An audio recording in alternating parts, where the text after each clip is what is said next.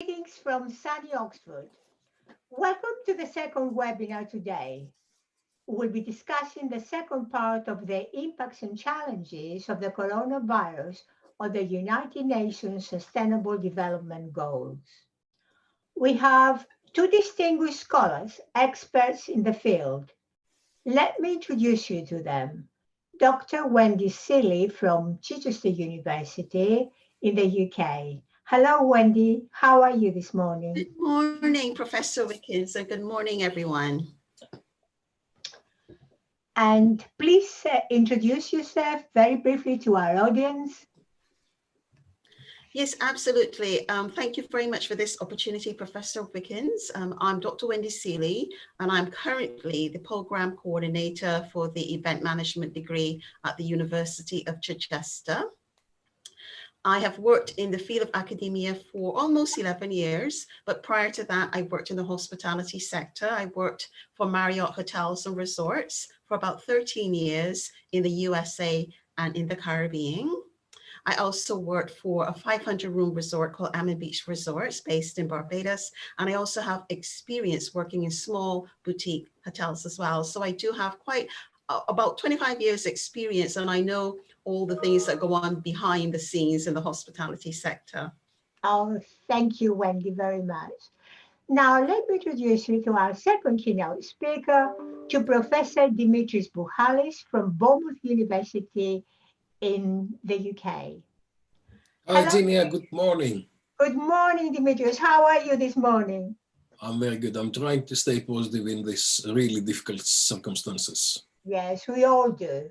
Dimitrios, could I ask you to introduce briefly yourself to our audience this morning?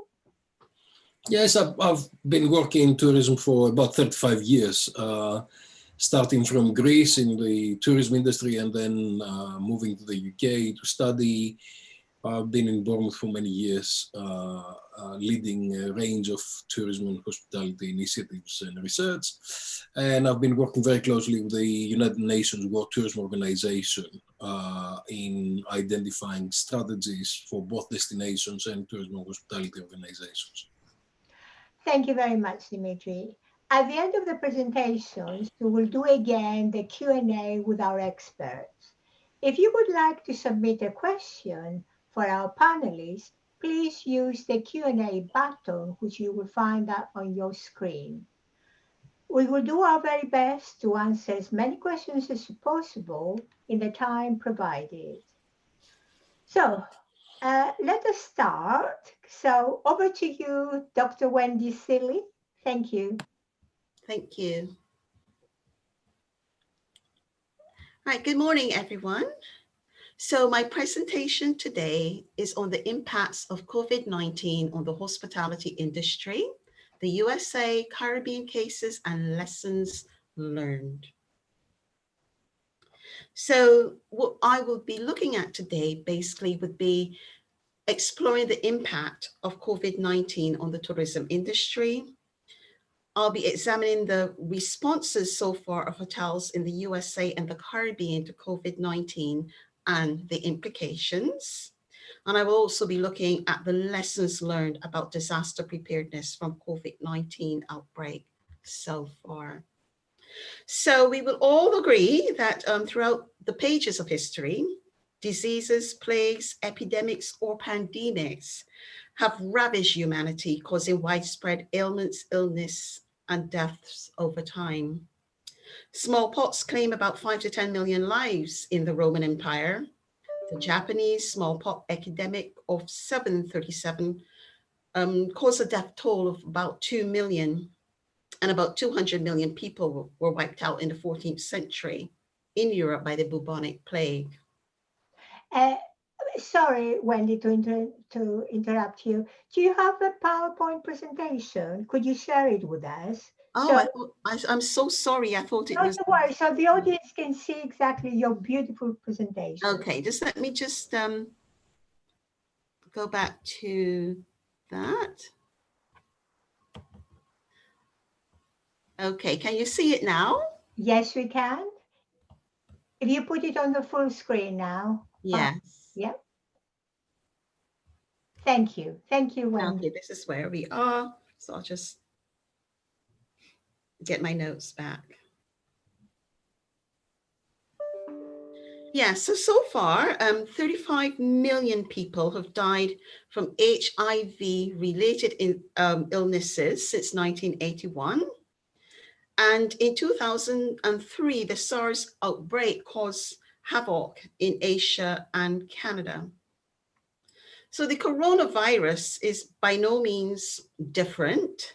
It's a major shock that has the potential to rock the tourism industry. But such shocks are nothing new to tourism. Tourism has faced hurricanes, cyclones, bushfires, earthquakes, terrorist attacks, and more recently, the global financial crisis. And the tourism industry has had, in response to develop strategies of risk mitigation and resilience over the years. But coronavirus is different in two critical ways. Unlike most natural disasters, its effect is global rather than local. And in contrast to the global financial crisis, the risk is not just about losing money, but losing lives. It's then reasonable to predict that the impact of coronavirus on the tourism industry is going to be devastatingly similar, but with a much higher magnitude to that in the case of SARS. During the SARS outbreak, international arrivals were reduced by up to 20% in some countries and regions. Now, according to some preliminary estimates from the World Tourism Organization, they are predicting an actual loss of about 30 to 50 billion in international tourism receipts from COVID-19. The global airline industry is expected to lose about 113 billion in sales. Asia and the Pacific region are expected to see about 9 to 12% declines in arrivals. Estimates for other regions are still currently uncertain as the situation evolves. And the impact of COVID-19 on the hotel sector so far is unprecedented, unlike anything that we've ever seen before. So while business disruptions from SARS saw hotels and resorts recover within 4 months, STR International, the hotel consultants, are actually predicting that the recovery from this pandemic will go well into 2021. And some colleagues and researchers are even saying that it might take up to 5 years for the world to recover, but we will see what happens. So far, cruise companies have reported losses of 750 million US dollars in revenue since January. And the shares of Royal Caribbean, Carnival, and Norwegian liners have dropped by 60 to 70%. Cruise companies are not eligible for the US 500 billion bailout because many of them are not registered as US businesses. Many of them take advantage of tax opportunities offered by other countries, and many of them therefore are registered as businesses in other countries. If we look at the hotel industry, this industry has been really hit hard. The hotel industry in the US alone supports 8.3 million jobs, and that's through direct and indirect employment. But about 4 million jobs are actually being lost in the hotel industry from direct employment. And many employees who are directly working in hotels are expected to lose their jobs within the next few weeks. And that may even extend into a longer period.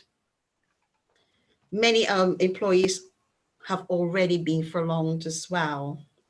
We managed to get, for this ongoing research, some information coming out of the US and how that industry is being impacted. And we learned that the Marriott hotels and Resort are expecting to lose 75% of their revenue from this crisis. In the Marriott hotels, hotels and resorts are closed or are in the process of closing. The CEO of Marriott indicated that himself and the owner of Marriott Hotels and Resorts will not get a salary for the rest of 2020. The executive teams at the Marriott resorts are on half pay. Other employees are either furloughed, and new hiring at Marriott has been suspended. At the Intercontinental group of hotels, they've introduced a cancellation, a more flexible cancellation policy. So cancellation fees have been waived and a flexible loyalty program is in place. So what they're trying to do is to encourage customers to make bookings anyway for the future. Intercontinental, they've also canceled all dividend payments to shareholders.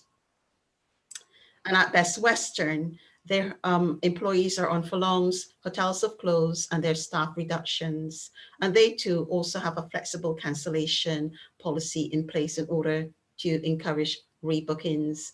And they are currently changing their loyalty program requirements. But this is not the end of the problems for hotels in the United States. This is only the beginning, really, because the situation is a lot more complicated than it looks. It's not a simple case of just closing the hotel and reopening. It's expected that this industry will be plagued by staff shortages, staff illness.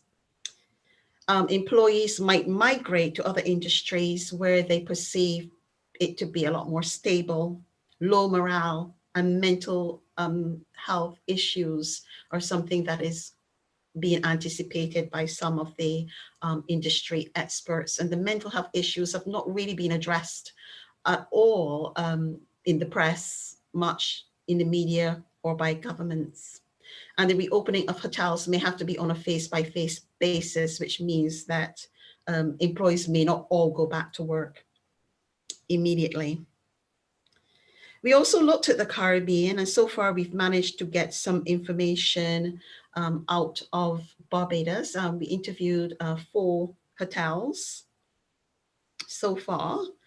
The thing is about hotels in the Caribbean is that they consist mainly of small, medium enterprises. Actually, in Barbados itself, 90% of the hotel accommodation is small, medium enterprises. And these enterprises are less resilient to crises impacts because they have a lower level of preparedness and they rely more on government agencies. And although small, medium enterprises and their leaders and management are concerned mainly about hurricanes, because that's what we've got experience of in the Caribbean in terms of disasters, there's no precedent at all for infectious diseases or anything as we've seen so far with COVID-19. So often these organizations, they lack the necessary resources and knowledge to take appropriate action, particularly on these types of disasters. Spearman and Sharpley explained in their research that small, medium enterprises, they assume that emergency planning is someone else's responsibility.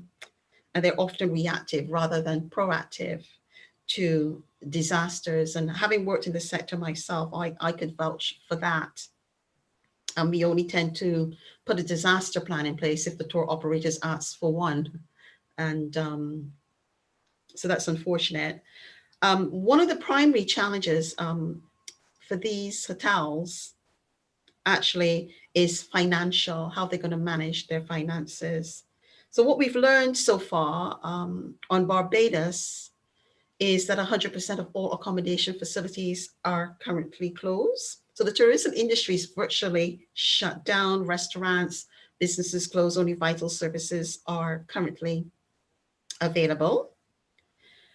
Some hotels though, well, most hotels are taking bookings, but with very flexible cancellation policies in order to encourage people to make forward bookings. On check-in, some hotels anticipate that they would be reopened in May maybe from the 1st of May, but there's no guarantee that they will have guests. 99% of the tourism employees are laid off and are applying for unemployment benefits, and this is putting a strain on the social services. So while the government is trying to contain the virus, no re-entry or reopening strategy for tourism has been thought through, put into action, or even publicized. Now, some respondents informed us that the Caribbean Tourism Task Force, which is run by the Caribbean Hotel Tourism Association and the Global Tourism Reliance and Crisis Management Sector, they are coordinating a tourism industry readiness response for the Caribbean. But my understanding is this is more going to be a coordinating and sharing of information, a compilation of dissemination of support tools, training, and advancing best practices by companies and destinations.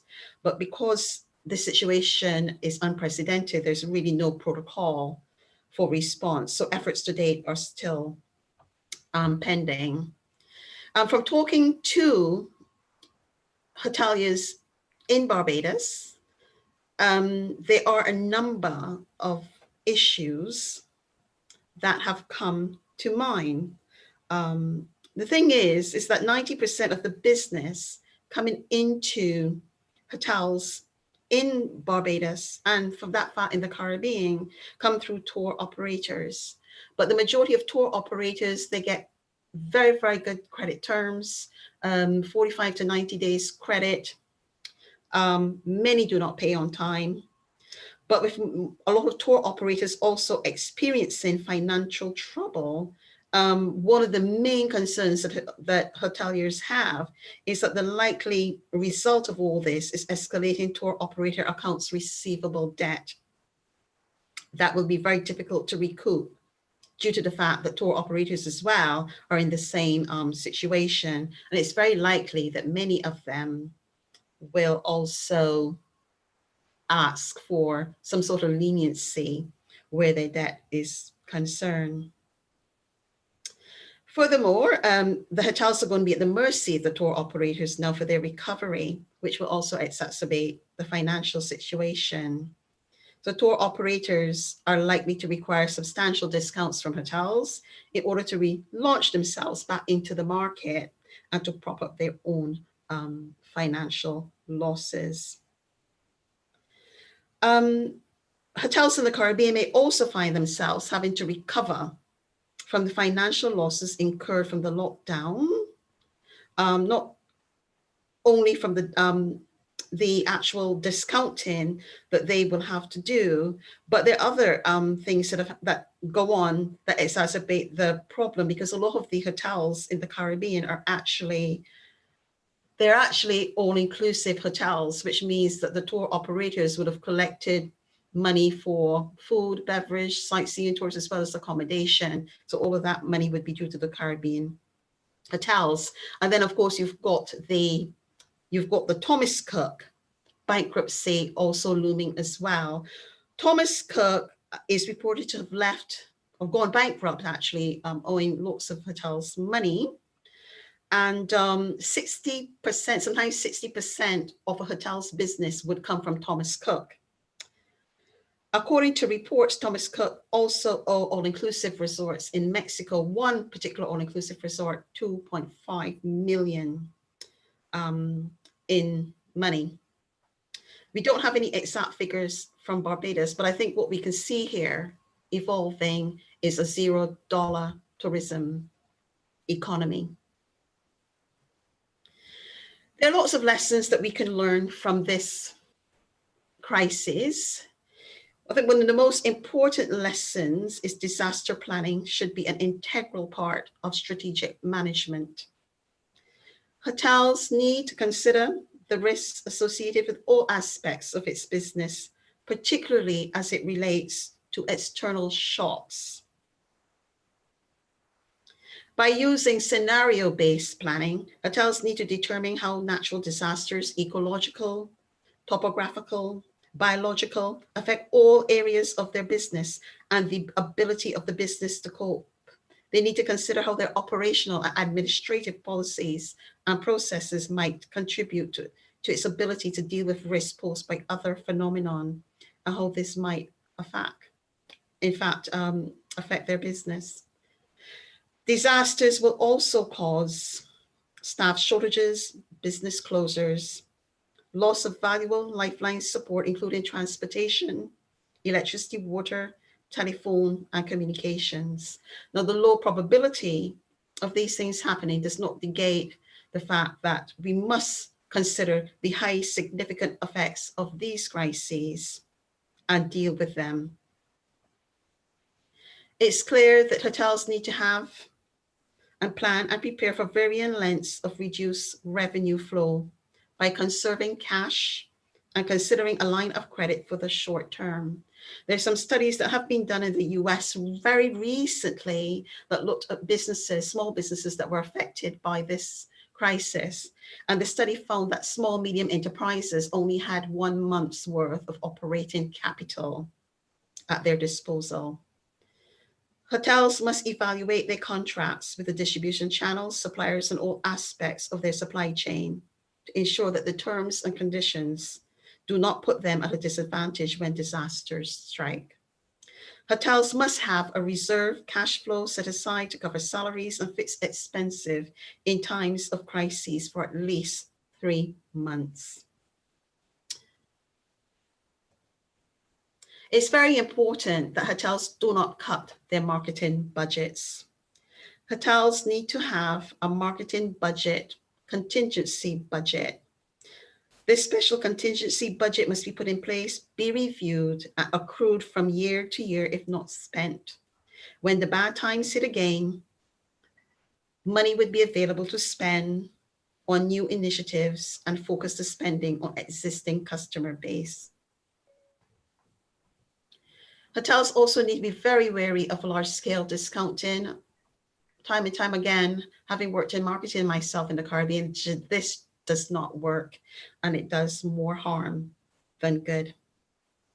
But not only that, then it compounds the financial problem, because it takes years to recover from heavy discounting that we do engage in during an economic downturn.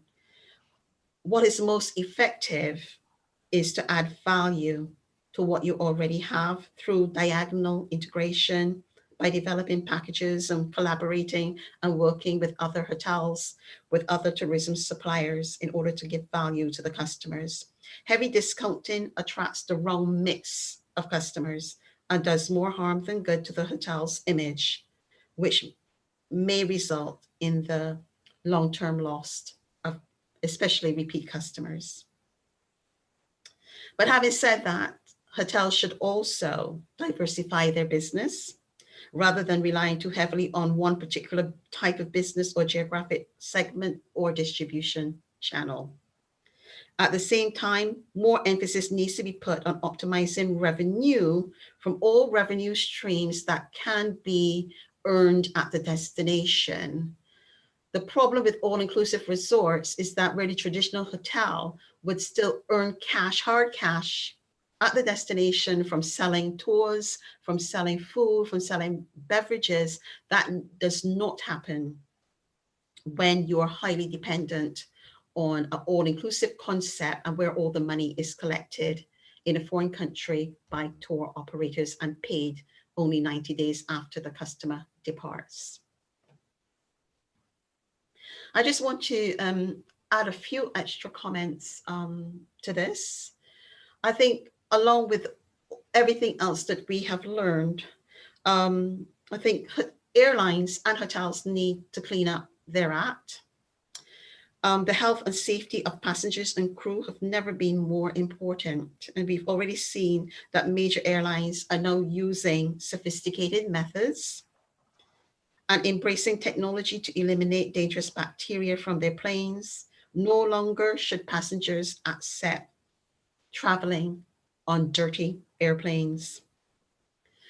The cruise industry as well may face a lot more hurdles in the future. Governments may now have an increased interest in illness reporting and sanitation inspections, which means more regulations for these floating hotels.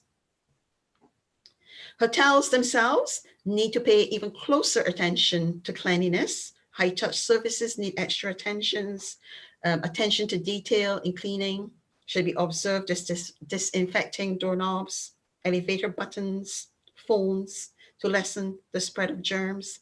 Room attendants should be using a new pair of gloves and new rag cloths for every room that they clean. And this will reduce the spread of germs from one room to the next.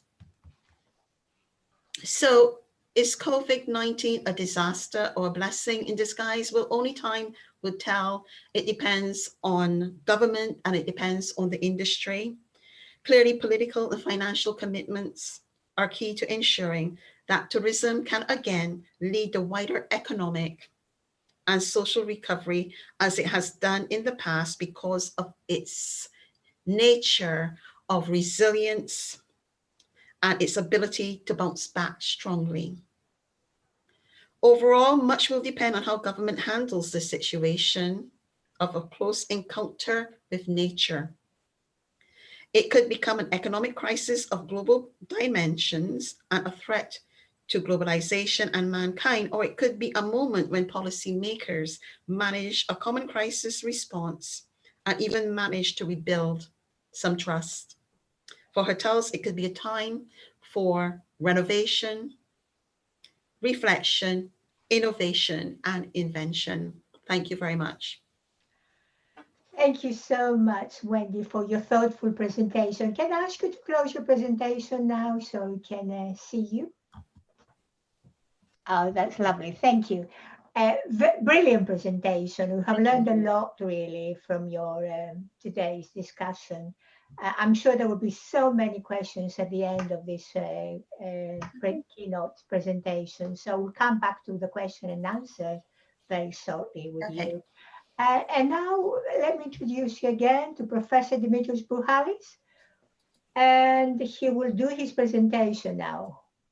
Thank you, Dimitrios. Thank you, Eugenia. Wendy has done such a brilliant job. I don't think I've got anything to add. And what's very interesting is that yesterday I spent about 2.5 hours talking to the Greek tourism industry, which is small islands, seaside, seasonal, and we face exactly the same problems. One of the big problems of Barbados, in particular in the Caribbean, is that they're so US dependent.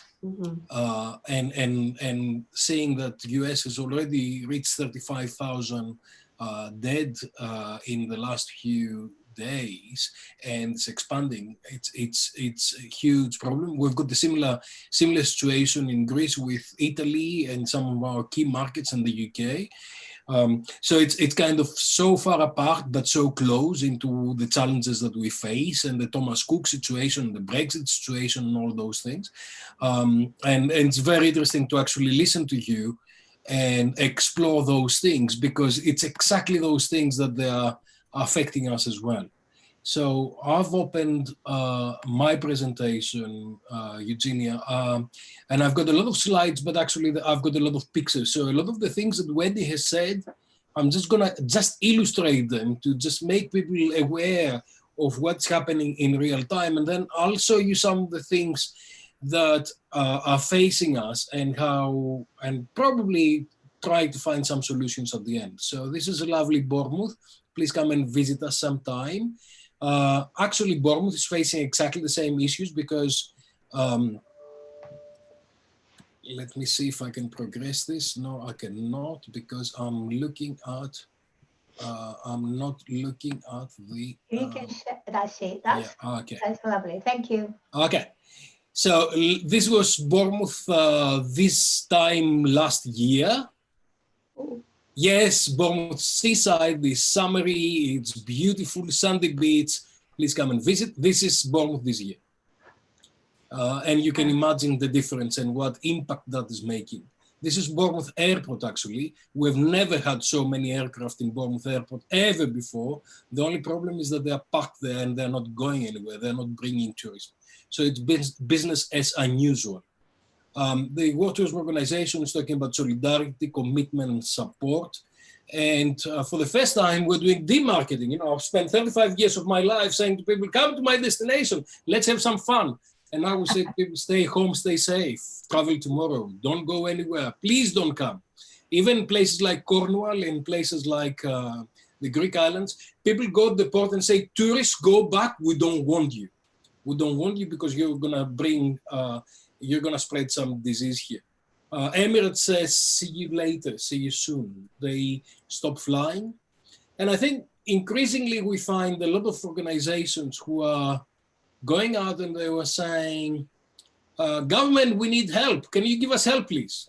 Because we cannot survive, we'll go bankrupt and all the rest of it. I heard today Booking.com is asking the Dutch government to subsidize their staff because they only have got 15% of the bookings that they had this time last year. Having said that, we should see what Booking.com had as a profit last year.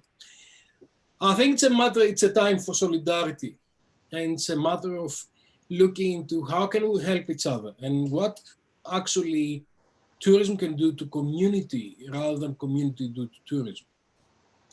I came up early enough in the Greek tourism industry and actually internationally. I came on the 3rd of March because my mother was in hospital and we were looking into the impact of virus, especially for people who had specific problems, people who are suffering from cancer and they are having chemotherapy. And I was very aware very, very early of what was happening with the virus. So I came up and I said, before we start talking about money, we need to talk about humanity, solidarity, resilience, and leadership. And some of the first hashtag that came out is stay home or stay home today and travel tomorrow. And Greek came up with the till then stay safe or keep dreaming. All those things came up.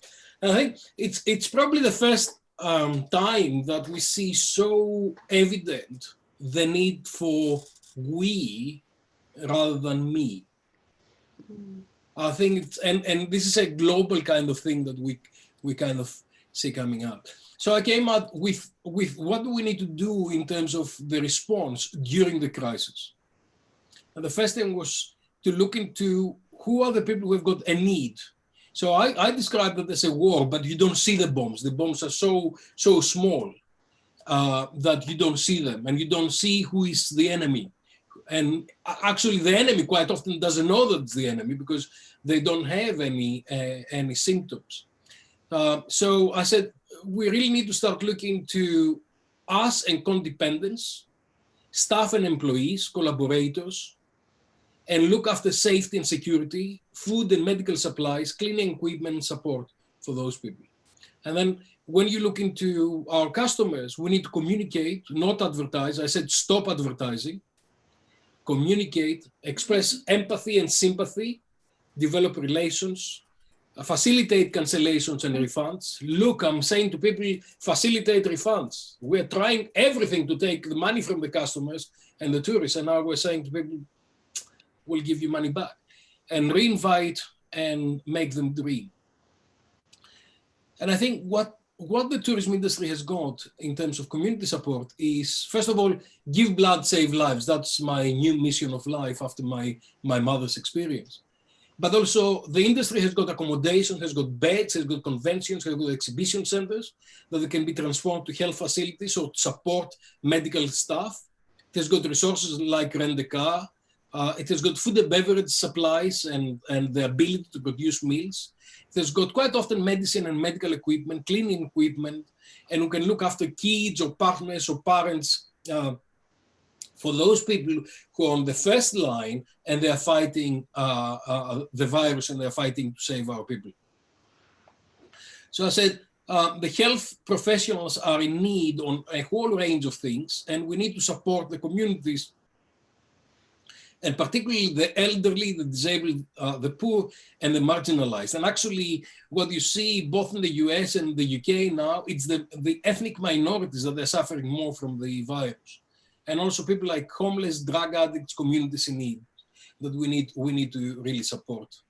So I'll show you a lot of pictures because they can tell 1,000 words and I cannot say 1,000 words. So give blood, look who is in need and provide what you need. The lady in the corner needs a little bit more wine. But there's some systems like the green card that I'm okay, which people were turning around to a red card and said, I need help. And it was really about the community. I'm very proud of Robert. Robert is our demonstrator chef at Bournemouth University. And he volunteered straight away and he went to the Pool Hospital in Bournemouth and he's actually cooking for the patients and he's cooking for the staff. This is the level of resilience and this is the level of support that we need to have. I started with a friend called Kiros, something that's called 360 Tourism Solidarity on Facebook. And we showcase all the good companies and all the good people that they're doing great things. So the first one is Feed NHS, the National Health System of the UK, which has got so many different organizations that the restaurant chains and individuals who are cooking for people on the health service and they're providing a good meal for them so they can be able to continue working for 12, 14 hours they do. And my hero is Captain Tom, and Captain Tom started trying to collect 1,000 pounds by doing 100 laps in his garden, and now he has reached 17 million pounds worth of donation.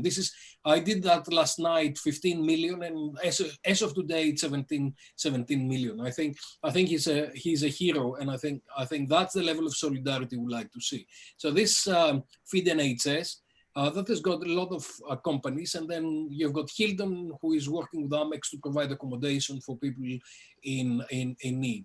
And there are a lot of community things. It doesn't necessarily need to be organized, but the restaurants has opened their kitchens and the community came in to provide support to those needed. My hero is a restaurant I've never visited before. And I don't know, it's a vegetarian restaurant in Rhodes called Maruli. And Maruli is my hero because it's a very small restaurant that is run by an Italian lady who moved to Rhodes about 12 years ago. And every day she's putting out about 200 portions of food and says to people, help yourself, πάρε ό,τι θέλεις. And this is not a big hotel chain. It's not Hilton, it's not Marriott, it's not millions of pounds. It's a small restaurant that is seasonal, that operates in Rhodes. It's a vegetarian restaurant and it's looking into the season to actually survive. But this is the type of solidarity that they expressed. And then the next thing happened is that they got known in the local community. And then some other people said, hold on a second, if you're doing this, I'll come forward and I'll donate food for you to cook for these people. So there are a lot of people who are going to the restaurant and they are taking pasta and they're taking ingredients so the restaurant can actually cook it for the people and deliver it to those who need. I was really moved by, on a totally different scale, I was really moved by Arn's message to the partners. And I think this is leadership beyond belief. And this is what you all need to listen to that and see how he's dealing with that. And then when I was doing a lot of these presentations around, I was talking to a lot of people, they are telling me, look, you're quite pessimistic and we have got a bad time dealing with all these things. We're looking for you for some optimism. And I was really struggling to find something that's really optimistic in this catastrophic kind of situation that we face.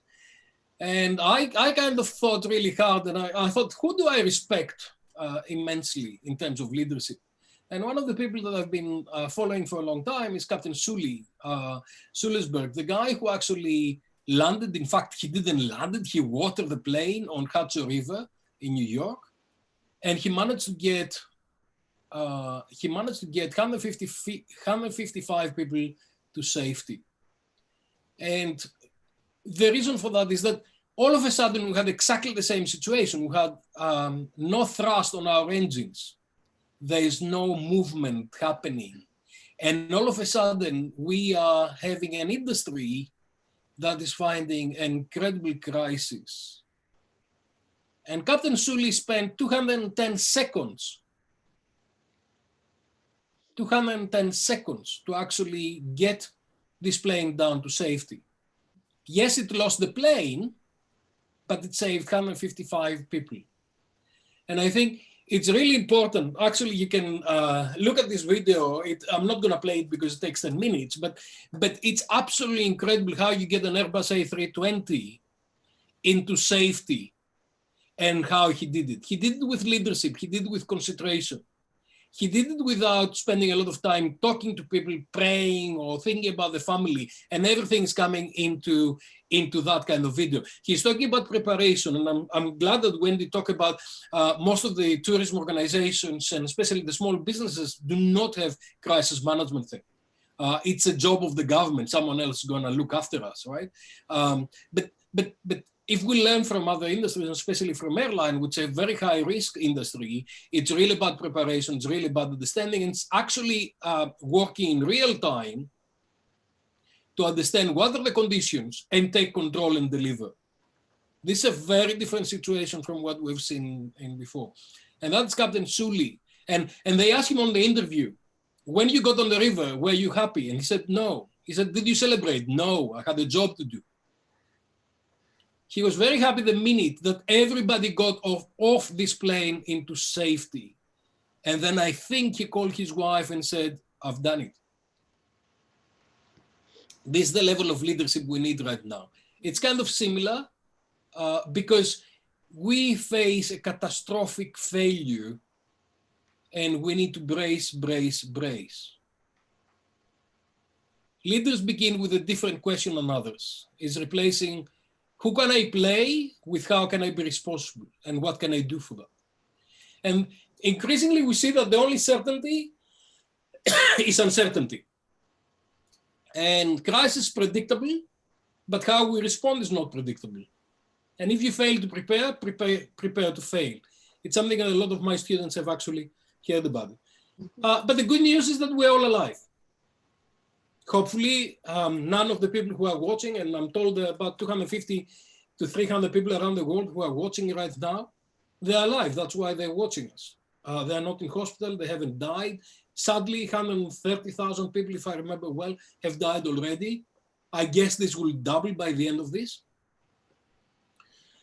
Having said that, this crisis is different to many of the other crises, because normally when we have got a crisis in tourism, and those things that were faced before, they last for a very short period of time. September 11 lasted for only about 3 or 4 hours, and then we went to recovery mode. Tsunami lasted for about 40 minutes, and then we went to recovery mode. This has been lasting so far for about 5 months. And most of the people that I talk to feel that it will last 12 to 18 months before we have a vaccine. But the difference is that our infrastructure is not getting destroyed, because most of the other crises that we are dealing with, they've got major impacts on our infrastructure and superstructure. So that is significantly different. And what is also very interesting is that the reason why we're traveling is still there. People still want to travel, and people still want to go to Santorini and all the other nice places. And they cannot wait to finish that and get out of our prison and to go to the places where we like to go and do things. Having said that, a lot of people say, can we turn the clock back and go back to 2019, please, or 2018? But I think it's a little bit important to remember where we left it, because it's really critical to understand that resilience is really about going to the next stage, but not necessarily going to where we left it. And I like to remind people where we left it. And quite often, people are looking at the mirror and they're looking back. But I really want to start making people look forward and to tell them that the past may be relevant to what we're doing. This is where we left it. This check-in processes. This is my North friends that are flying yellow planes, and I'm not going to tell their names, so I'm not going to advertise them. And this is the type of tourism that we have seen a lot around the world. Do you want that? I don't know. Then you've got borders like that with a lot of people waiting, Then you've got in the Caribbean, as a friend is saying, buffet services like that, which is staying on the high temperatures for a while. And then you've got this kind of lovely environments, which I really love. And this is in different places around the world. Are we gonna eat from these guys anymore? I don't know. This is my favorite place in Thailand. And this is my favorite place in China. Is this the kind of service we're gonna have in the future? I have no idea. This is the normal 5-star hotels, so many people coming together, so many people working together under really difficult circumstances, either in the kitchens or on the back of the house. And those of us who work back of the house will know exactly what we mean. This is how service is designed. 1,000 people are touching these utensils and they're serving themselves. And they are going around the food, talking to other people, sneezing and coughing. And this is our way to bring our feasts. And this is in a normal environment. And this is how we eat all together. Very close, cramped environments. Are we going to go to that? And this is how we go to attractions.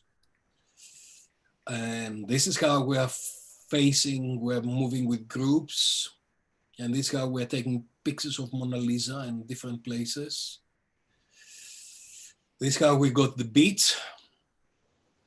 This is Bournemouth. This is Spain. This is Aliathon, one of my hotels. This is how we play. This is how we party, some of us. And it's crowded places that we're having fun. Not a lot of social distancing happening here, right? And then we had the climatic change, sustainability, and the Greta effect. And then we had places that they're concentrating a lot of tourism on the honeypots.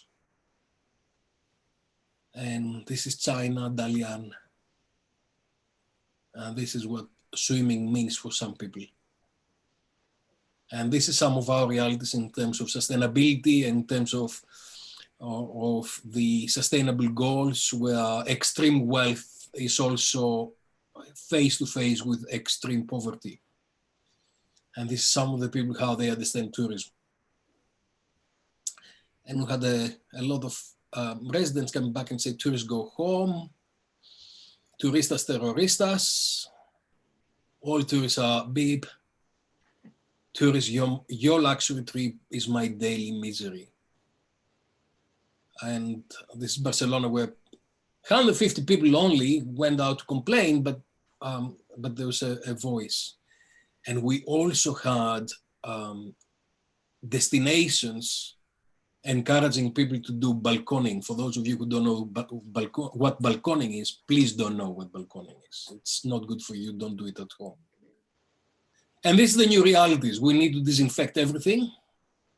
And we've got empty places that, as Wendy was saying, who is going to help these people survive? We've got a humanitarian problem coming forward with major things. This is before and after in different places, before and after, before and after. It has affected everybody. So the next day is quite difficult. I don't know what the next day is. I'm working with a lot of people around the world trying to help them in their context to see what's the next day. I'll tell you what, we'll be cleaning more. And we'll be cleaning and disinfecting much more. And we'll need to have manuals.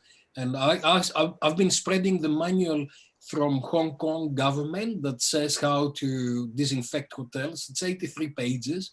But because they had to do with SARS in different places, they understand how to do it with much better a lot of other people. And I think we need to start looking into the new procedures. We may take temperature of people as they're coming in, or we may have to social distance them. This hotel Icon in Hong Kong, that they've got several procedures. They install a thermal scanner on the hotel entrance, and everybody who is coming in, they are measuring them. They've got a range of different measures that they take already on the buffet, on the different areas, on how they are dealing with their staff and what they're doing. How are we going to cook in the future? This may be your kitchen, where people will be thinking a whole range of different process, uniforms, protective equipment to secure the supply management, redesign the menus, redesign the kitchens, packaging, cashless, all kind of things. And we need to think about all the supply chain all the way back in terms of where food is coming from, how it's cleaned, how it's produced. These are very different conditions than what we have learned. This is what they do in China after SARS. They basically disinfect your service, and they produce that to you in this kind of plastic protection equipment, so they can tell you that it's safe. A lot of packaging you can see, I'm not sure if this is sustainable, but that's another issue altogether. We may end up with my friend from the Peninsula Hotel that everybody's wearing gloves and is producing things in a very, very different way. Or this is my friends in Hong Kong who are celebrating a birthday, but this kind of uniform may change and everybody may wear masks. And this from the Czech Republic, where people are distancing their tables in order to be able to help them. And this comes from Italy, where they're talking about new kind of ways of serving.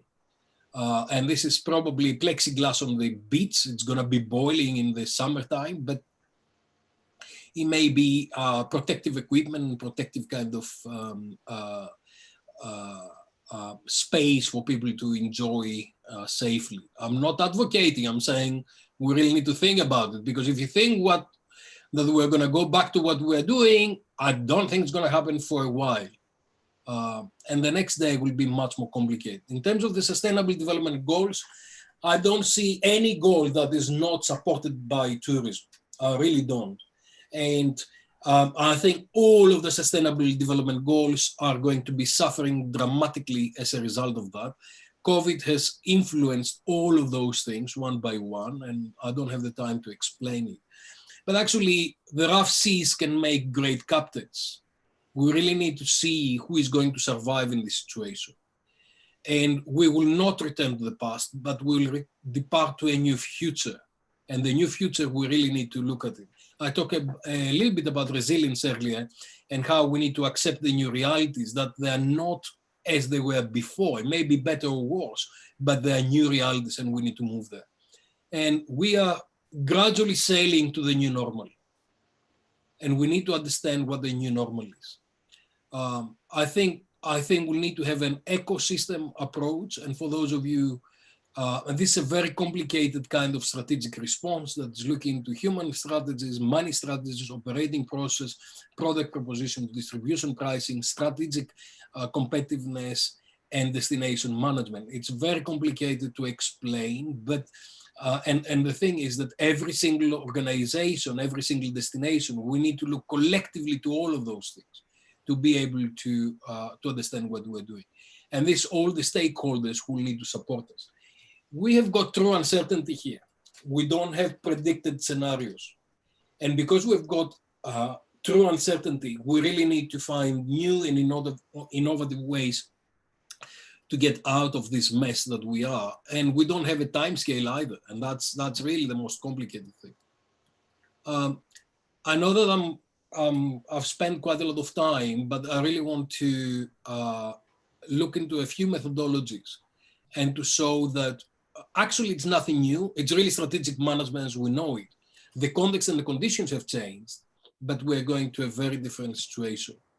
And that's something I've done with Chris Cooper years and years and years ago, probably 25 to 30 years ago, which is really about the tourism system and how you're looking to the exogenous variables to look at how the tourism system operates and how we can maximize the equitable returns of resources for the resources utilized. It's a quite complicated kind of mechanism to look into what is coming as an input to destination and how we can create benefits for all the stakeholders based on this system. And it's basically looking at the 6As and redesigning the 6As based on what we've done and what we've learned from the coronavirus and how accessibility needs to operate. Because don't forget, we've got 3 regions here, right? We've got the destination region that we need to look after, and we need to make sure that it's safe for people to go. And also for the people who go, do not infect people who are at the destination. We've got the place of origin to make sure that where our customers are from, they need to be safe. And then we've got the transit region in the middle that also needs to be safe. And especially those of us who are coming from islands, we've got the problem that this particular thing is based on airplanes mostly. And airplanes are probably the worst infected right now. 36,000 employees have been put on furlough from British Airways. And yesterday on Cathay Pacific, only 1% of the people who were traveling last year were traveling yesterday. So it's really about looking into the interests and responsibilities of the different stakeholders. And this is nothing new, as I said. This is all strategic management methodologies that we just need to look at them again. I'm going a little bit faster, but we need, one of the key things is that a lot of the tourism industry is based on big volume and low margin and has been commoditized. Increasingly, we'll see because of the not the growth. There's a term that came up yesterday from IATA. The more distancing, we'll need to see more status area. So we'll see more space between places. We're not going to cover all the seats on the plane. We're not going to cover all the hotel rooms. We're not going to cover all the tables. So that will actually change dramatically the strategy and the economics of running the business. I'll finish with a few things about smartness and how smartness and real time can help us deal with the problems that we're facing. So you've got people, you've got technology, and you've got leadership in terms of smartness, and you bring that in a framework where economic actors, technological and social actors are coming together.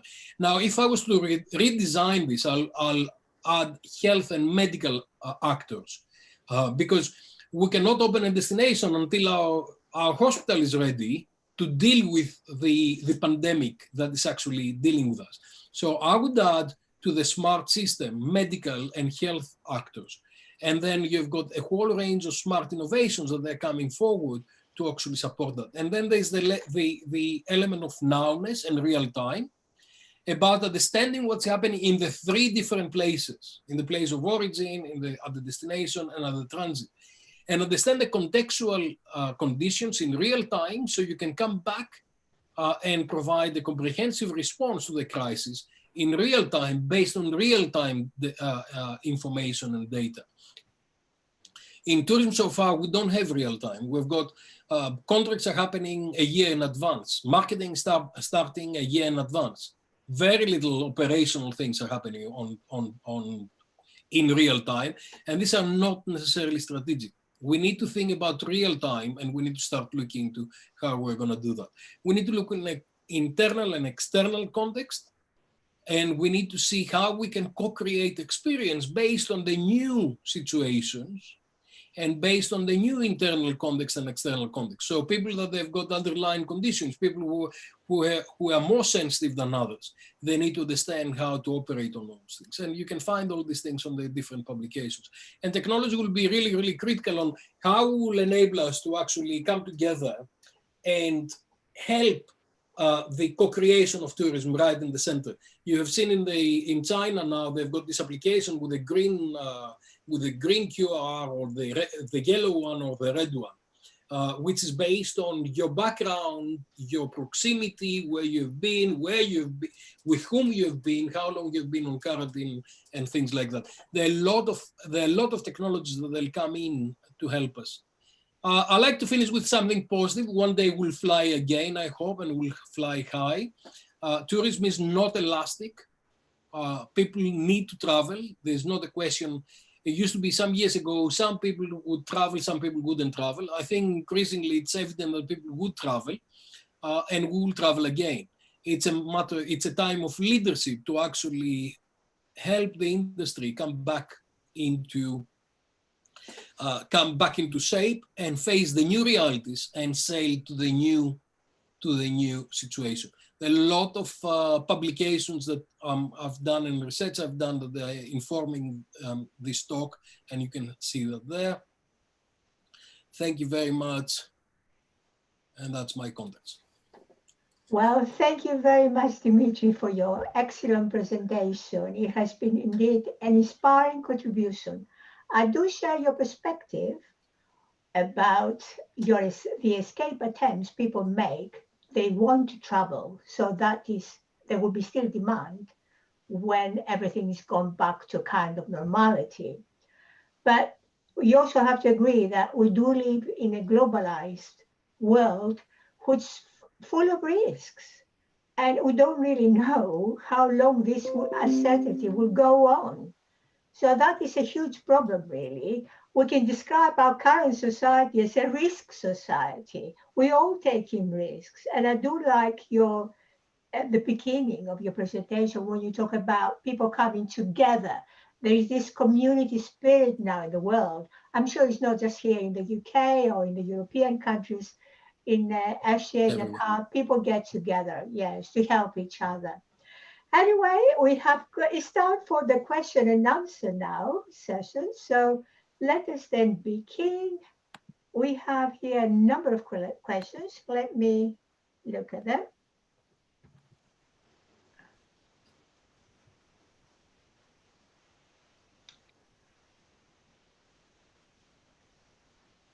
Okay. Can I start with this one for both panelists?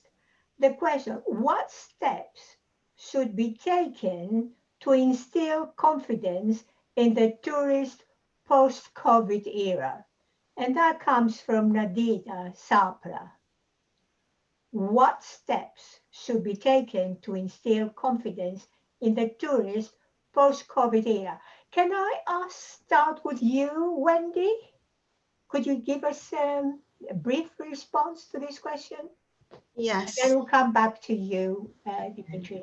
Well, I think most of the concerns that people have right now is about health and safety, particularly as it relates to cleanliness. And I think this is something that businesses are going to have to pay close attention to, making sure that our hotels are clean, making sure that, our food is prepared in hygienic conditions, aircrafts need to be clean.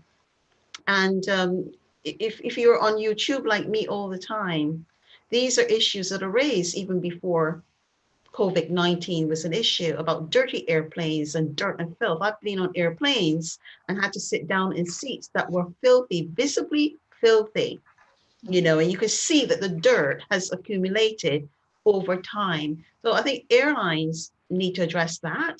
I think hotels also need to address their policies, train staff. Having worked in hotels, having stayed in many hotels, I remember going to a hotel and standing up at the door. The housekeeper didn't even see me. And she put the same sheets that the previous guest used back on my bed. I've seen these things, and these are real concerns. I usually travel with my own linens. So I think a lot of businesses in the sector are going to have to step up their communications program as well to let travelers know what they're doing to keep places clean. I've seen Etihad Airlines, they've got a documentary on YouTube already about what they're doing during the lockdown in terms of cleanliness, all the different sophisticated equipment that they're using to clean their planes and to refurbish their planes. And I think that's good. And I think that that's the direction that you would need to go. So that your place needs to be clean and sanitized, but you also need to let travelers know. Okay, thank you, Wendy. That is quite interesting. Dimitri, would you like to reply to this question? Anything? I'm just going to add to what Wendy said, and I'm going to take from the really last point that she made. It's not only about cleaning, which we take for granted, but it's also communicating how you're cleaning and making sure that people actually have a clear idea of what you are doing and put their mind at rest. It's really about communicating, and maybe a little video and say, look, you know, Jonathan, who is our cleaner, has got to do extra thing. And you can make it funny, you can make it personable, you can make it in a way, what do you do at home? This is what we do as well. We are in all of this together, and to create rapport basically and say, look, we understand what you are concerned, we have addressed it, so there's no problem. It's neutralizing concern effectively. Okay, thank you very much. Okay, we have got here a question from, what do you think will happen with the aviation jobs, given that so many are losing their jobs now and airlines are reducing their fleet? So that would be for both of you. So can I start with you, Dimitri? What will happen to the aviation jobs? I think different places will find different ways of dealing with that, and also depends on the health of the airline, particular airline already. So I just read some news that EasyJet has sufficient funds to go for 6 to 9 months based on their financial situation. And the few days before, the Trump administration gave $25 billion to American companies to keep flying, or not to keep flying, but keeping the people in place. And there's a lot of issues that has got to do with the unions in the airline industry in the US. And that explains the state of the US airlines in general. I think the situation is not sustainable, and especially for airlines that they were not financially healthy. Like Flybe was probably the first airline that actually went bust, not because of the coronavirus. It had problems before, but coronavirus just pushed it a little bit over the edge, and we lost Flybe. Okay, can I come back to you, Wendy? Could you give us your response as well? Yes, I do agree with Dimitrios. The thing is with the airline industry is that it's full of competitive rivalry. It's a saturated industry. And I think we will see what we saw maybe with 9/11, where the fittest will survive. I think, though, that tourism will rebound as well as travel, and that the airlines will fly again. I believe, though, that marketing is going to be central to it. They might need some sort of financial support from government or funding agencies, but I'm quite optimistic about it because people love to travel, especially over here in the UK and Europe. We love to fly, and people, you know, like to explore different cultures and different environments. So I think that it will come back. It's still early, though, to tell how that would happen and how soon. Yeah. Okay, we've got here a question on education. So now I will invite both of you to reply to this question. How the tourism and hospitality education will be affected due to COVID-19? Can we start with you, Wendy? Well, I think that COVID-19 definitely will bring some changes to the curriculum. I think that health, safety, and risk management has to be an integral part of every business degree, or any degree for that matter. I believe that workplaces are going to change. I was reading a mandate by I think it's the World Health Organization yesterday, and they were saying that before restrictions could be lifted, that employers need to put measures in place to safeguard employees as they come back into the workplace and to make sure that they're safe.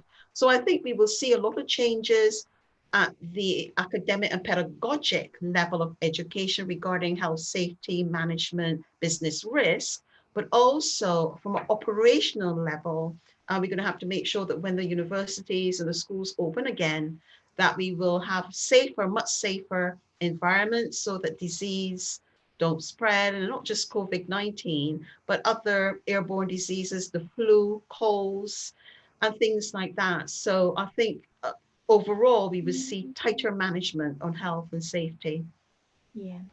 Okay, Dimitrios, the question to you.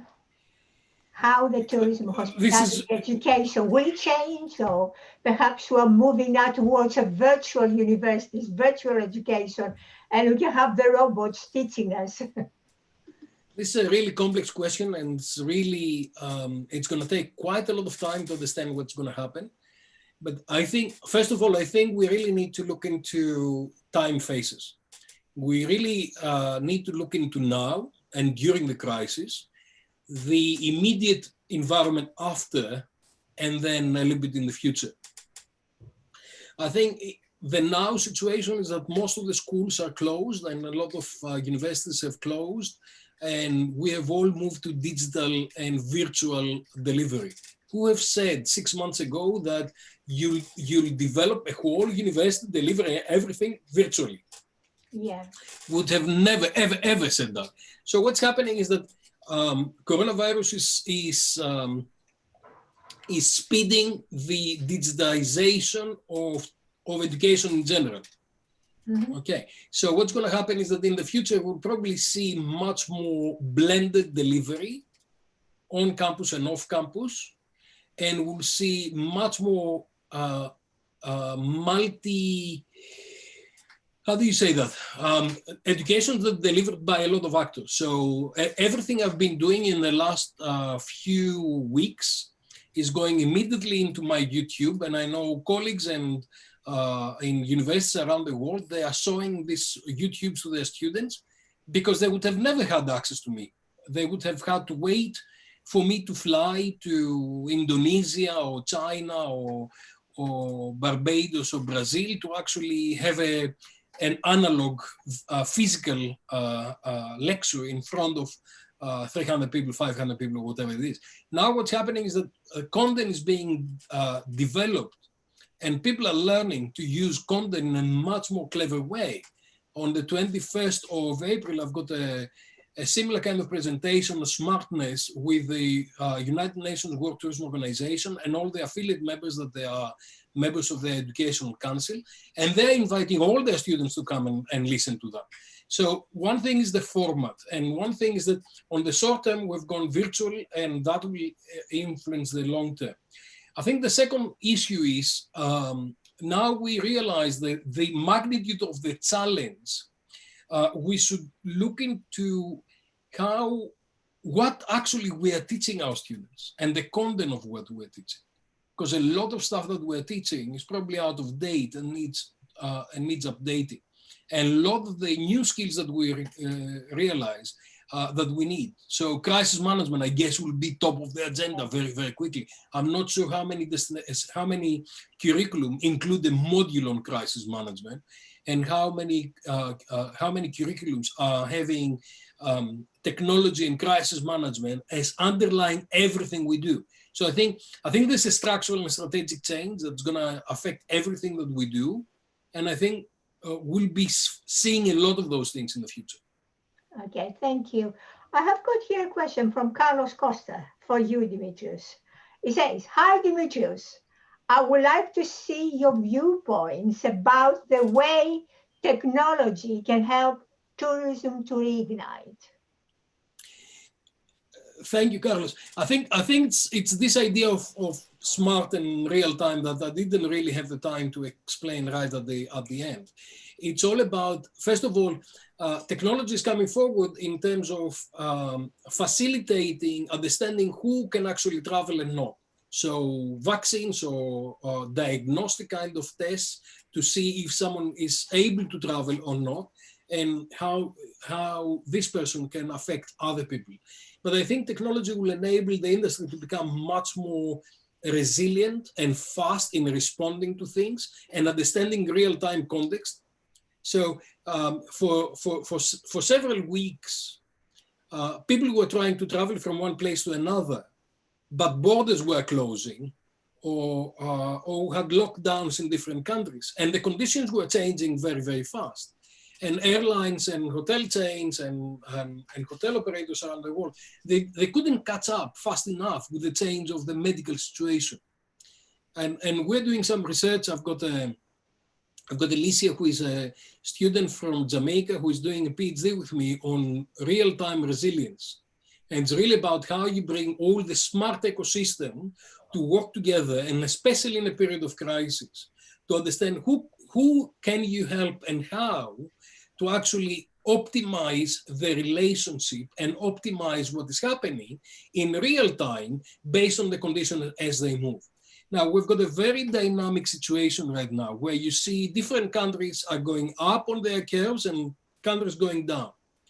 And that will enable us to understand which markets can we attract. For example, Greece luckily has been quite good as far as the curve is concerned, because we are not, the Greek population has locked down early and has followed the instructions. And I think we need to look into which markets are available to actually go to this market. If we have the US as a main market, it will be a major problem for the Greek islands. So it's really about getting the matching in real time, understanding the context in real time. And that is, I think, what technology will drive a lot of the resilience that's coming forward. And also coordinating all the resources. Because if you need a lot of medical staff to be in New York right now, somehow you need to use the tourism and hospitality resources to transfer them from other places, to accommodate them. You really need a real clever and real-time intelligence in the ecosystem to actually manage those things.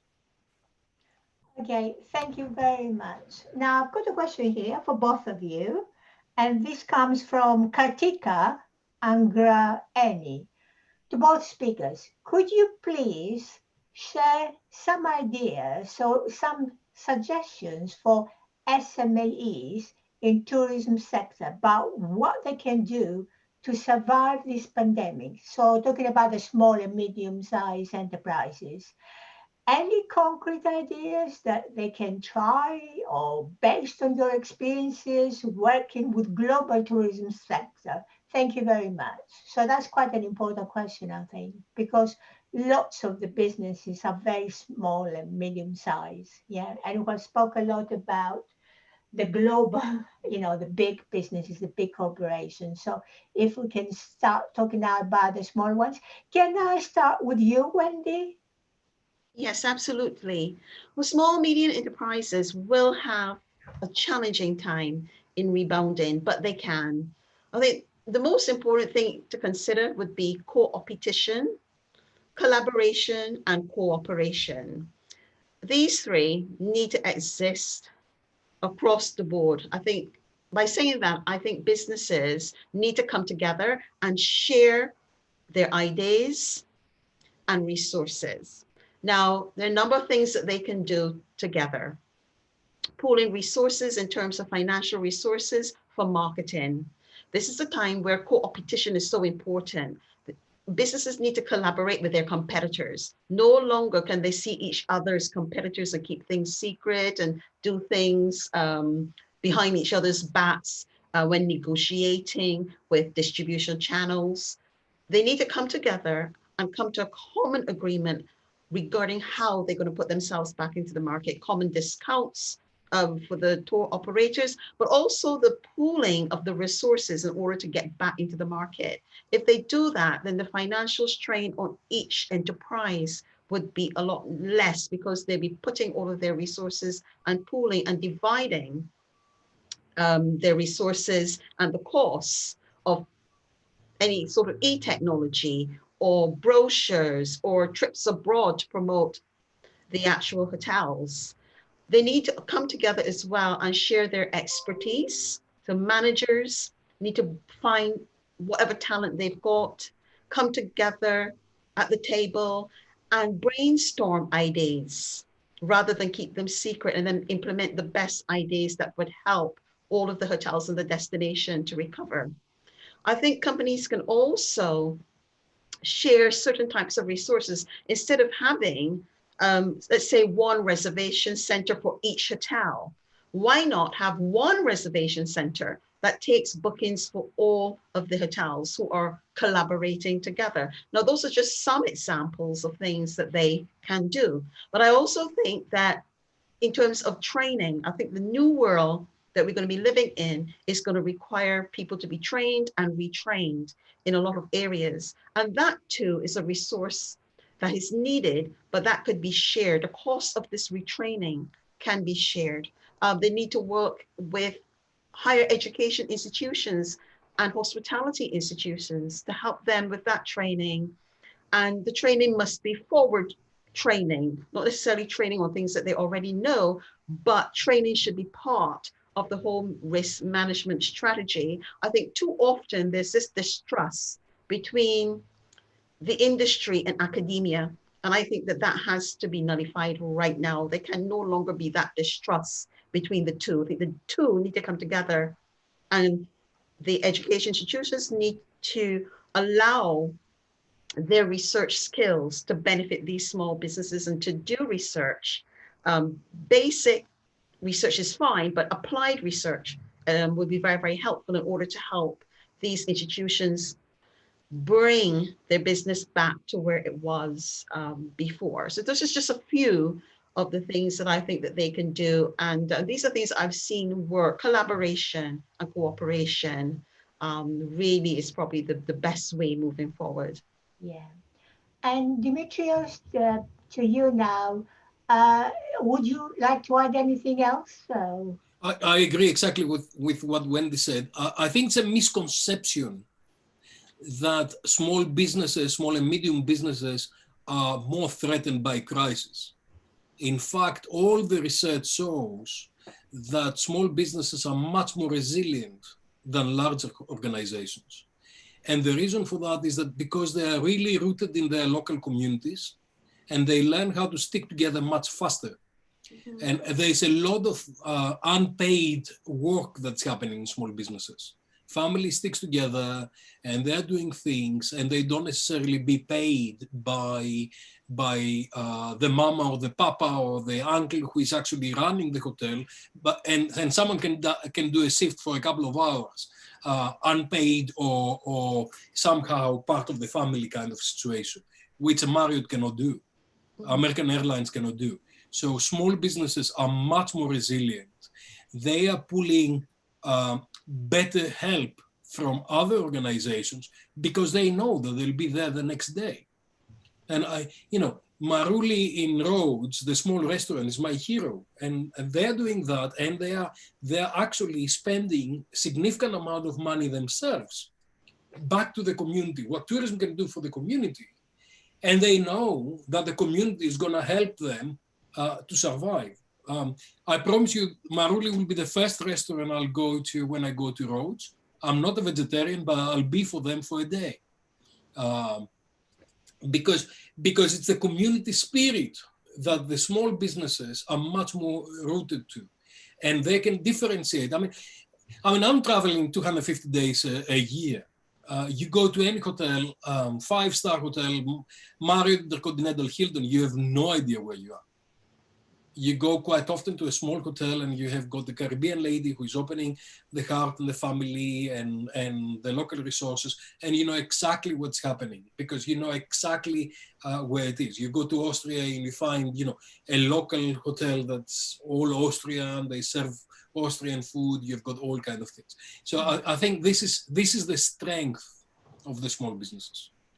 So you're saying really, perhaps tourism, they will still be looking for the authentic and friendly experiences when they visit a destination. Absolutely. And the other thing is that, on the short term, when we open up, it's much more difficult to open a big hotel. I've operated in hotels with 1,500 beds. It's much more difficult to open a hotel at this scale with full staffing, full restaurants and all the rest of it, rather than open a family hotel with 20, 30 rooms somewhere, because it's the scale is different and the resources required are different. So small businesses are much more resilient and reliant on local communities, and that's why they're much stronger actually on big crises. So our message here is small is beautiful. I'm not going to go as far as that. It may be. I think you really need to have a strategy that's supporting what you do. So if small is your thing, and you support a good business strategy for small, it's great. If big is your thing, and you have got a big strategy for big is fine as well. It's horses for courses really, and understanding how you coordinate a whole strategy to deal with the issues that you're trying to do. Okay, I've got one more question for you from Vicky Smith, and it is for you. How do you think COVID-19 will affect investors in tourism? Would there be a lack of investment until greater recovery, so ROI is more certain, or do you think there will be greater shift to investment in sustainability, finally accepting of longer term returns? So that's about investment. And this is for you. Thank you, Vicky. That's an easy question to answer, really. Look, and actually these are 3 or 4 hidden questions in there and a little bit of a political statement. Let's unpack this. So COVID-19 will have a major impact on investment, and especially for the people who would like to do a quick return. We see that for the time being, the tourism, travel, hospitality, transportation companies are facing more problems, and therefore there will be no investors coming forward that they need quick return on investment. Having said that, there'll be a lot of companies that they'll be under incredible financial pressure, and therefore there'll be properties or resources on the market for those who are cash rich, and they can put money into an investment, because currently the yields longer term will be really high. So I think anybody is predicting that probably within 18 months we'll be back to normal, whatever the new normal is. And therefore, whoever is cash rich right now, and we know especially some countries and some organizations who are cash rich, they'll come in and buy assets that they'll be desperate to be disposed. So that is the investment question. The sustainability question, it's a totally different question. And I think it's almost a political question. But I think as far as return on investment, long term, for the next 3 years, I don't think we'll have good return on investment. But I think overall, tourism, hospitality, transport, and all this ecosystem has actually good returns on investment, and there'll be some bargains out there. Okay, I've got a question here for both of you, and this comes from Maria Nikolidaki. Question: the last decade, we were trying to handle the over-tourism problem and the saturation of mainstream destinations. We could take this crisis as a gift and weapon to regenerate tourism on a new basis, respecting destinations, local communities, and tourists at the same time. Okay? To you. Can I take this? Can I take this? Maria, sorry. Because those of you who have been following me know that there are few things that can make me angry, and one of this is this word over-tourism. There's not such a thing as over-tourism. It's an invention of journalists that some colleagues have fallen into that trap, and it's really the wrong way of expressing overcrowding. Now, over-tourism is really about bad planning and bad management, bad pricing, but it's not an issue as over-tourism itself. So it's a matter of planning, management, and pricing and marketing destinations. It's a very long discussion that we can have for a long time. Having said that, and there's actually on Tourism Review that I'm editing, Jeff Wall has done an excellent article on this. And anybody who who is looking into this bad word, I think they should look into the article that Jeff Wall has written, because it's absolutely incredible how we have got tools like carrying capacity that we've had for a long time, and a lot of work has been done, serious research has been done, but the journalists have gone with this particular term.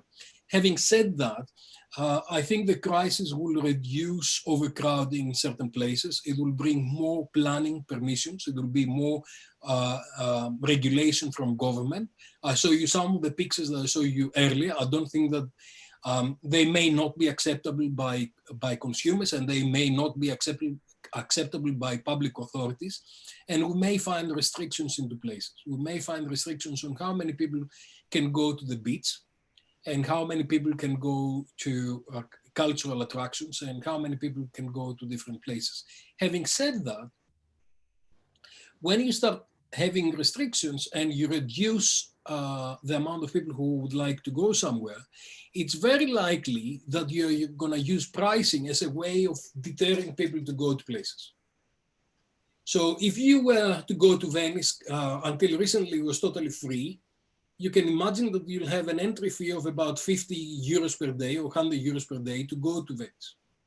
So there'll be a whole range of different policies and strategies to come forward to actually manage demand and supply, and special distribution of tourism and seasonal distribution of tourism, so have got less overcrowding. Thank you. What about you, Wendy? Would you like to add anything on this issue of over-tourism, although we're going to discuss it next week at length? Do you have any particular views yourself? I agree with Dimitrios that over-tourism is not something that is real. It's not a real concept. All over-tourism is just bad tourism planning.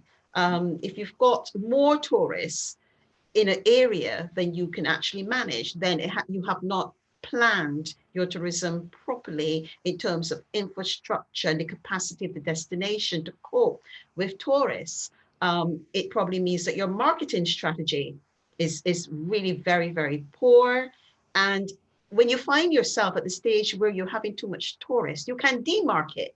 So there's steps that you can take. So when I see a place complaining about over-tourism, I say to myself, well, what is it that the tourism marketers are doing? Why did they not see this before and start to demarket? Because demarketing is all really about discouraging people from coming, or taking your marketing budget and putting it into a different segment and changing the mix of tourists or the type of tourists that you get at the destination. So I don't know where this term came from. I have colleagues who actually would tell me they're experts in over-tourism research. So kudos to them, but it's really just a concept that is a manifestation of bad planning and poor marketing, really. Okay. And how about it came, let me say something. It came from an article in Skift some time ago. It's a journalistic concept. Mm-hmm. It's for people who don't understand cargo capacity and they don't understand geo movement, seasonality. And what really gets me upset with those people who are talking about that is that they go to a destination, they take a picture at one particular moment, which has got a geolocation and time, it's time tag and geo-tagged. So if you go to Venice at 11:30 on a sunny day in Piazza San Marco, yeah, it's inevitable, and you don't have any restrictions, you don't have any planning, and you don't have any pricing process in place, it's inevitable that there will be overcrowding. Now, Zattere, on the other side of in Venice, where Nico has got the best ice cream ever, is absolutely empty. There's no single tourist there other than me enjoying gelato from Nico. And that's my big problem with this term. It doesn't understand the geography. It doesn't understand the seasonality. It doesn't understand timing. Now, when I finish my ice cream and I go to Piazza San Marco at 7 o'clock in the evening, it is lovely, and most of the tourists have gone away for dinner. So you really need to understand movement in real time and context in real time to understand what is the situation at the destination. And you need to go all the way back from that to planning, management, marketing, to take strategic decisions on how you are managing your destination. Now, many people don't understand basic principles in tourism, but they've got an opinion and they haven't studied enough on this to understand how flows and flow management needs to be managed. And they've got an opinion that quite often they say, look, I don't want to see a picture like this. But they don't have a solution either.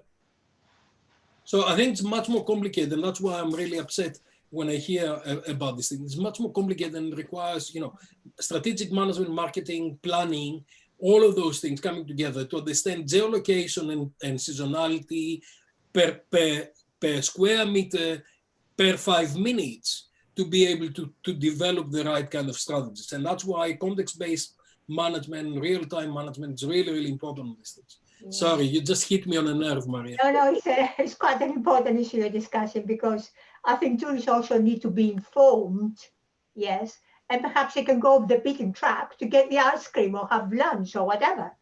Anyway, thank you very much. Please don't go to where I have ice cream. Nico is lovely, and he'll increase the price if a lot of people go there. Okay. I never said Nico in Zatter.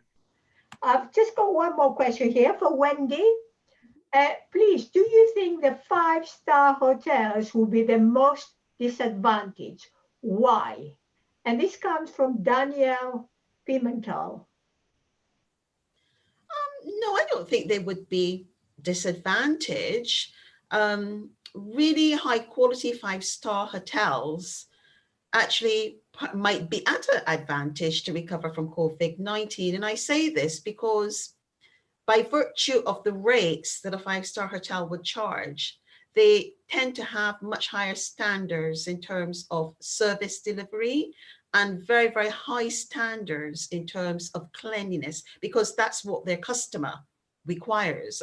Their customers will not tolerate a dirty hotel. So they have to do it. So they already have that culture of cleanliness in place. Of 5-star hotels as well have the resources to hire in skilled practitioners in marketing and in communications and in public relations. And that's sort of different from other types of properties, maybe a 3-star or small, medium-sized enterprise, who may not have the capacity, the financial capacity to hire expertise.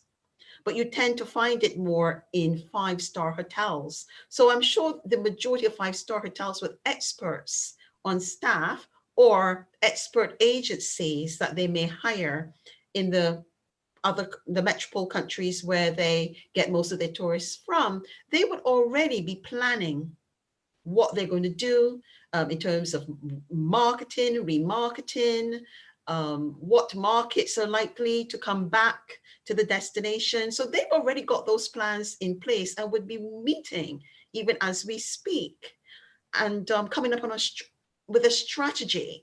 Whereas different other hotels, maybe the 2 stars or the 3 stars hotels, are probably waiting on government and the tourism authorities. But this really depends on the jurisdiction, and it depends on the hotel, because there are many, many beautiful 5-star hotels as well that are very small.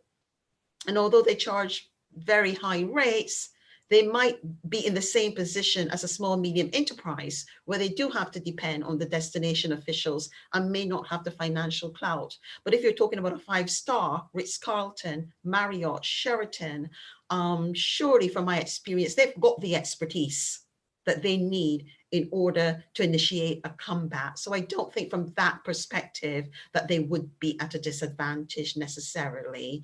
I do know of cases in certain crises where in the Caribbean 5-star hotels were empty, whereas the 3 and the 4-star hotels had people in them. And I think what happened in that case is that the 5-star hotels, they have a lot of repeat customers and they don't necessarily depend on the distribution channels necessarily, because their customer is very upmarket and would tend to book direct. Whereas the tour operators were actually filling the 3-star hotels after this crisis. I remember it was many, many years ago when the Reagan administration bombed Grenada and there was war in the Caribbean, and many of the hotels just did not have any people. But actually the first hotels to recover were not the luxury hotels. It was actually the small 3-star hotels and 4-star hotels. They recovered quite quickly because they had the support of the tour operators, and the tour operators were ready to book people into those hotels. Thank you, Wendy. I've just got one more question here for Dimitrios. And this is from Valentina Longi.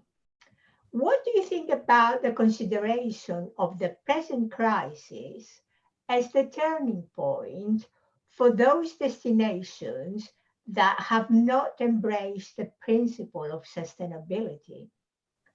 Where would you suggest to start in an already developed destination? And this is to Professor Dimitrios. It's a complicated question. There are a lot of people. There are a lot of people who are thinking, who are advocating sustainability and degrowth and a lot of those things, and they see the coronavirus crisis as a medium to actually take that political agenda and the ethics behind sustainability forward. And there is, to a certain extent, there is a point to that, but it's primarily because of the principle of distancing. So because of the principle of reducing the capacity of destinations, reducing the capacity of the planes, and reducing the capacity of the beach, imagine that you've got a cultural attraction that restricts how many people can go there. I can give you the example of the pyramids in Egypt, where in the Cheops pyramid, I think you can go inside the pyramid 3 times a day, and there are 150 people allowed each time. And the reason why they do that is to increase the sustainability of the pyramid, because so many people going there and breathing can actually create damage. There are very few places around the world that they've restrained the amount of people who are going to a place and what they do. So this become a political thing. So on the one side, it will bring more sustainability by actually restricting the number of people who are going to a place in order for the health mechanism and the health structure to be able to cope with the potential implications of what's happening, especially on the long term.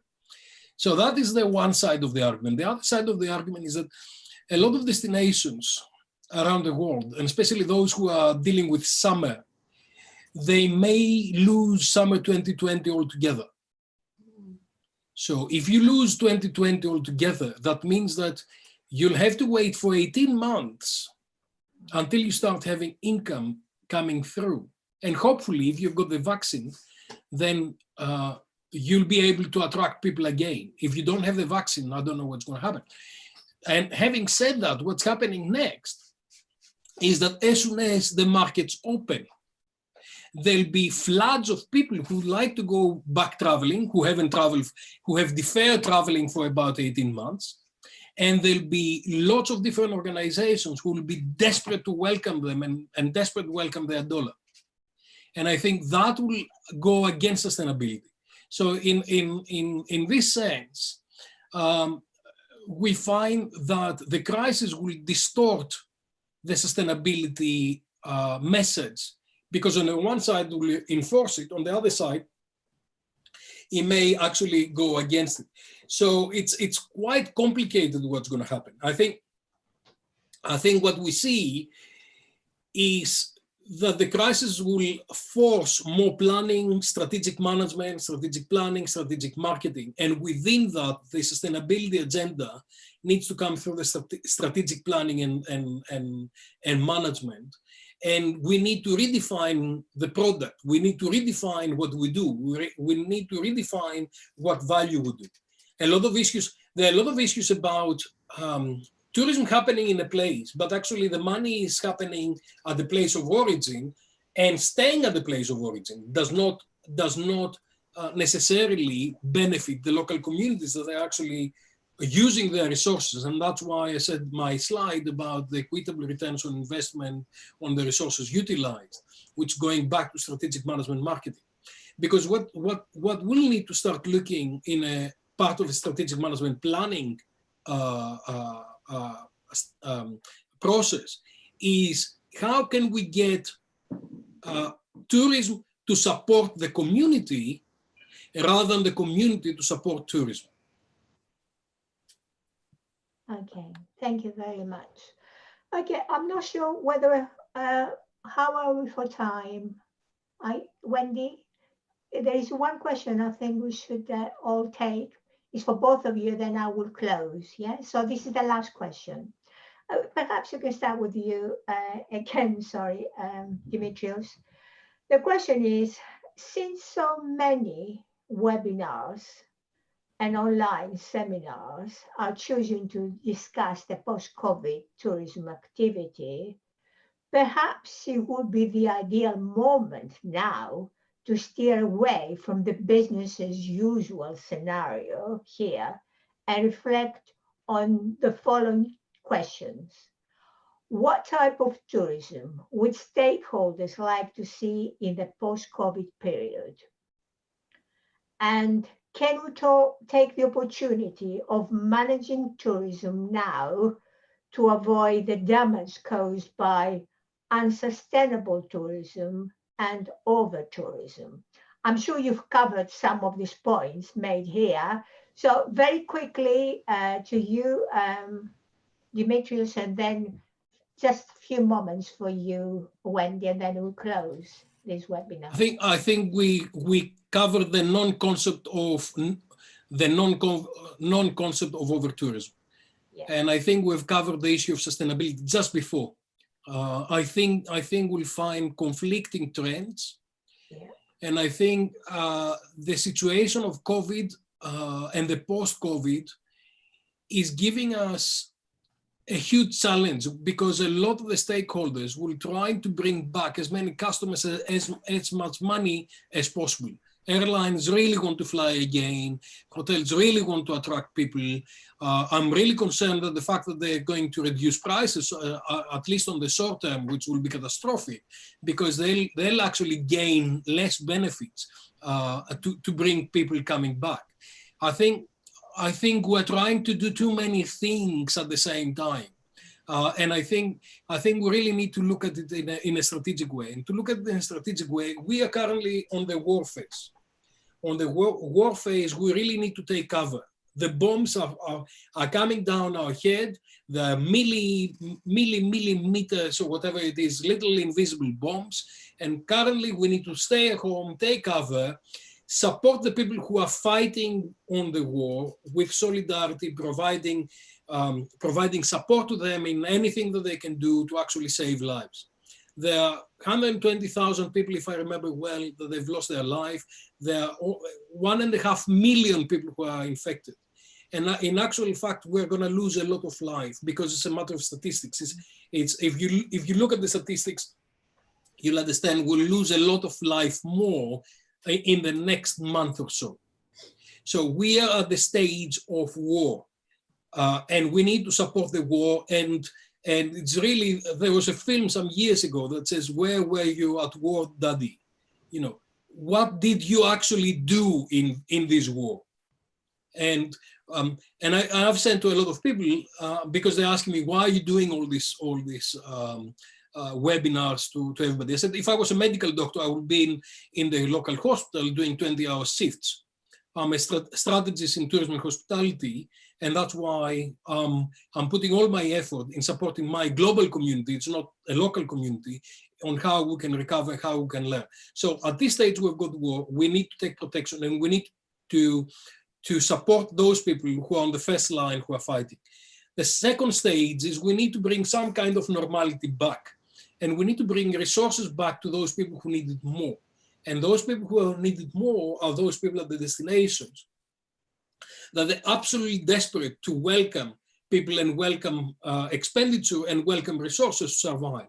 And then we start looking this on the longer term and understand what strategic actions we need to go and where do we need to take our proposition and where do we want to go longer term.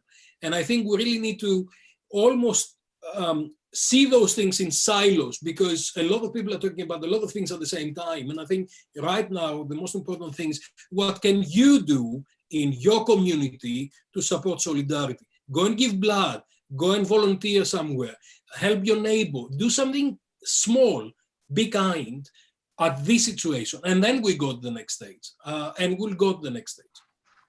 I'm glad you mentioned that, because humanity in all that is lost, isn't it? Because everyone is thinking about the businesses, a lost business. May I ask Wendy just to say a few words of this before I close the webinar? Yes, on this question, I agree with Dimitrios that we need to put things in perspective. I think the first thing that we need to do is to contain the virus. I don't think that tourism businesses or other types of businesses, non-essential businesses, should be reopening. I think we need to give our governments time to bring this under control, and we need to play our part, because if we don't do that, we won't have any tourism. We won't have any tourists because they'll be all dead. So I think priorities are, let the governments take charge and do what they need to do to contain the virus, give them the time to put the measures in place. And I think as good citizens, we need to listen and we need to play our part. If we need to stay home for now, it will be worth it staying home, because if we stay home now, we will be able to leave home later on. If we've got a tourism business, then that would mean that we would have tourists who would be alive to come to our business. From a Caribbean perspective, a lot is going to really depend on how well major markets in the USA and Europe manage the coronavirus and how they manage to contain it and eliminate it from their environments. Because if we're to reopen our destinations, we need to be certain that even if we are ready and we don't have any cases at our destinations, that the people coming in are not bringing it with them. And it concerns me a little bit to hear about the US talking about reopening immediately. The UK, we're still not even probably even reached the peak yet of our infections. So I think it's very important for these countries to do what is right, save lives first, and then we worry about our businesses and the economy later. Because to save lives now and to stay home for another 3 or 4 weeks would actually mean that we'll have a world to come back to, and we would be able then to see some sort of gradual normality coming back to our lives and to our businesses. Well, thank you very much. The feedback keeps coming again. Fantastic. Everyone is very happy with your replies. Thank you so much. Before closing, I would like to thank you all, of course, for joining us today at this second webinar. I hope you have enjoyed it as much as all have here. The third webinar will take place next Friday at the same time. No, it's not going to be at the same time. There will be some change there, I believe. So we'll send you our details shortly. And thank you very much, Wendy Silly. And thank you very much, Professor Dimitrios Buhalis, for your engaging contributions to the discussion.